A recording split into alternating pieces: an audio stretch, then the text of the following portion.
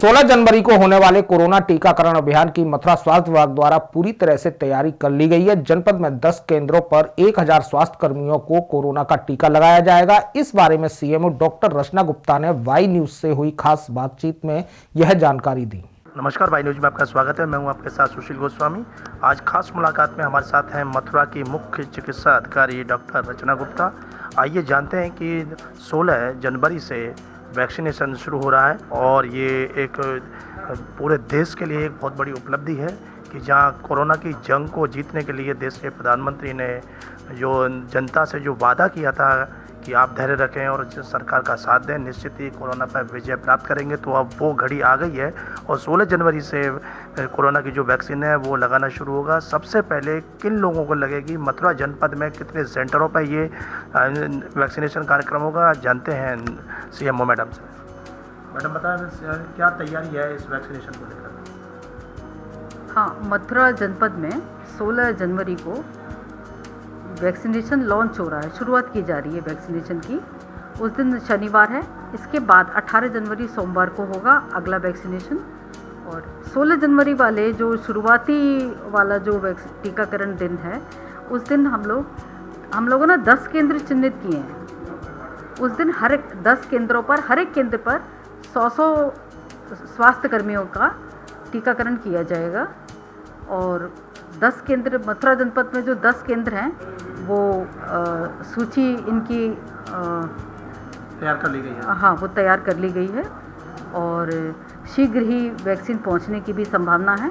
इस विषय में मुझे जनता से ये कहना था कि जो टीकाकरण प्रोग्राम चलेगा उसको शांतिपूर्वक संपन्न होने के लिए मेरी सबसे प्रार्थना है, सबसे अनुरोध है कि हमारे यहाँ जो टीकाकरण केंद्र पर पहले प्रवेश द्वार पर ही सुरक्षाकर्मी रहेंगे, तो वो सिर्फ टीकाकरण स्थल पर जिन्हें जो कैंडिडेट हैं उनको ही अंदर जाने दिया जाएगा।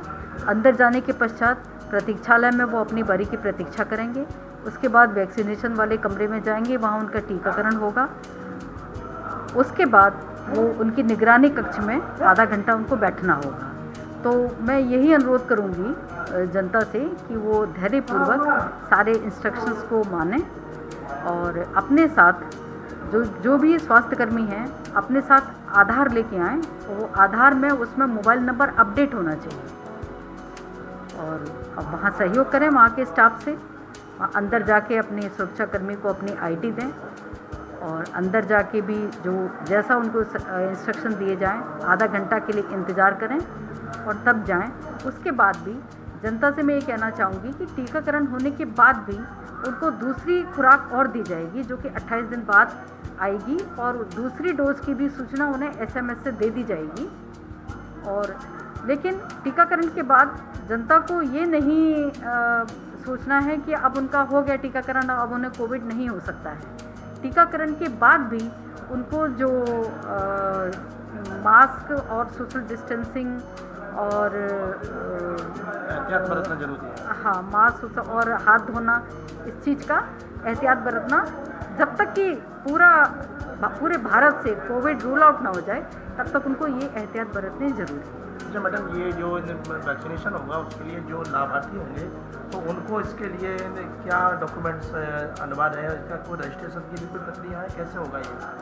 हाँ, हमारे जो स्वास्थ्य कर्मियों का हो रहा है अभी प्रथम चरण में, तो उनका सबका रजिस्ट्रेशन हो चुका है।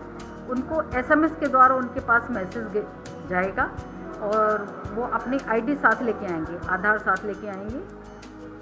बस ID साथ लाना है। ID साथ लाना। हाँ। अच्छा, जब आम जनता के लिए जब ये चरण शुरू होगा तो बहुत से लोग ऐसे भी होंगे जिनके पास फ़ोन या SMS की ये सुविधा उपलब्ध नहीं होगी, तब उनके लिए क्या विकल्प रहेगा? नहीं, उन्हें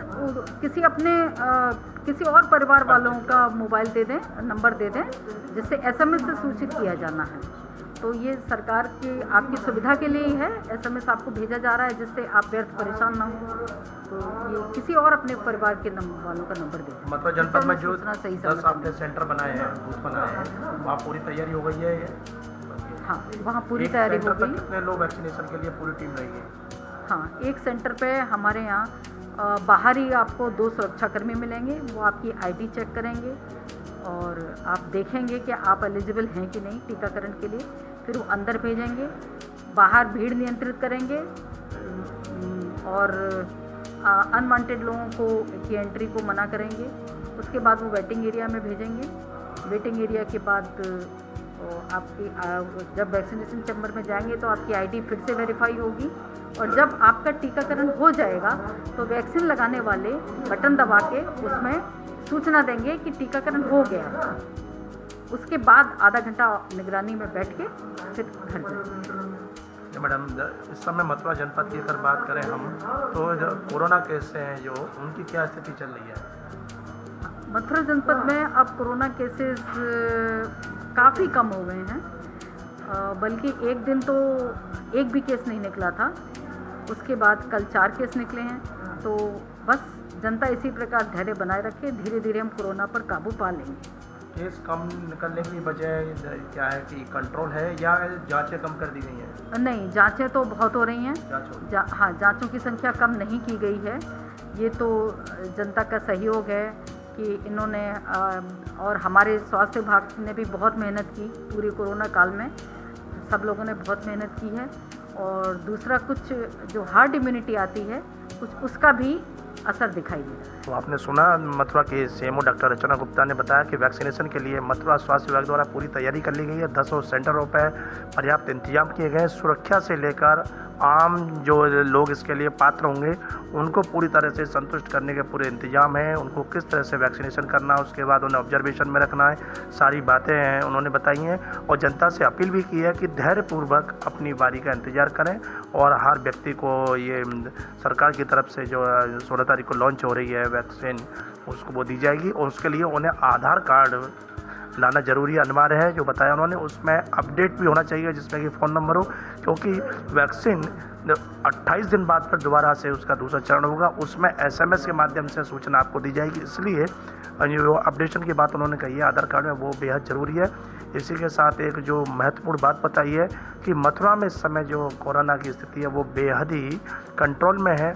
और जैसा बताया कि एक दिन तो बिल्कुल शून्य रही, 0 रही, तो एक बहुत बड़ी उपलब्धि कह सकते हैं मथुरा स्वास्थ्य विभाग की। और मैं तो कहूँगा कि मथुरा के सीएमओ डॉक्टर रचना गुप्ता ने यहाँ पर मथुरा में चार्ज संभाला, उसके बाद से इसमें काफ़ी गिरावट आई है। तो कहीं ना कहीं सीएमओ और उनकी पूरी टीम का इसमें एक महत्वपूर्ण योगदान है कि देख रहे हैं कि किसी दिन 3 केस हैं, 4 केस हैं, जहाँ पर कई सौ केस एक दिन में निकले थे, आज वहाँ संख्या नगण्य हुई है। तो निश्चित ही जो सरकार ने, स्वास्थ्य विभाग ने जो गाइडलाइन जारी की थी उसका जनता ने अनुपालन किया। स्वास्थ्य विभाग ने उस पर गंभीरतापूर्वक अपना कार्य किया। तो उसी का परिणाम है कि आज स्थिति नियंत्रण में है।